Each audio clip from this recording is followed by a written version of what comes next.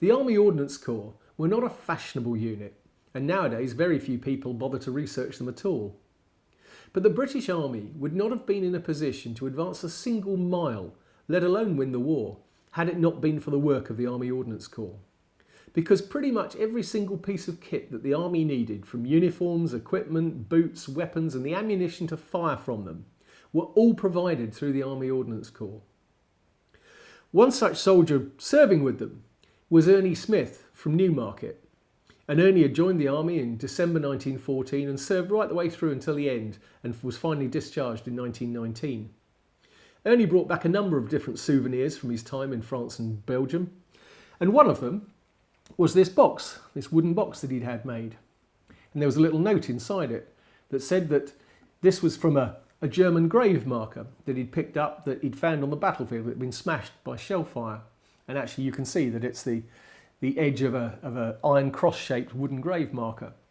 And the information that remains on it, you can still see it says Infantry Regiment IR 13, or maybe it was Reserve Infantry Regiment 13, and Gefallen 17th of April 1915, which was the day that the 4 mines were exploded underneath Hill 60. So I'm not entirely sure where it came from, but it certainly came from the Ypres salient, and so there's every chance that these fellows were killed in that explosion.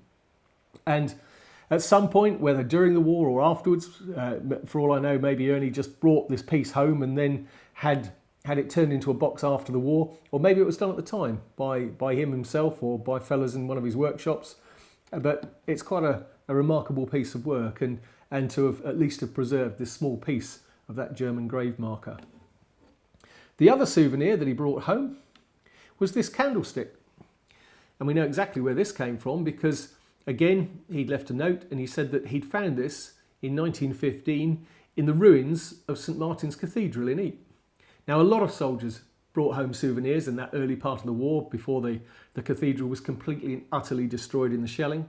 There are all sorts of things. There are obviously other candlesticks. There's bits of stained glass that fellas had picked up, broken bits of statue, even some of the change from the collecting plates. I've even seen that with the coins all melted together in the heat and the fires.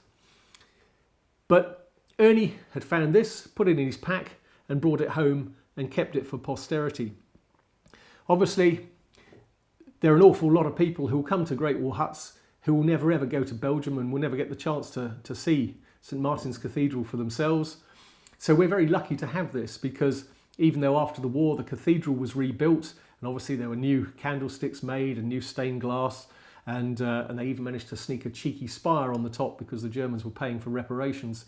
But items like this remind us and will tell everybody for the future about that terrible, terrible time in 1914 when that peaceful pre-war era was completely and utterly wiped away.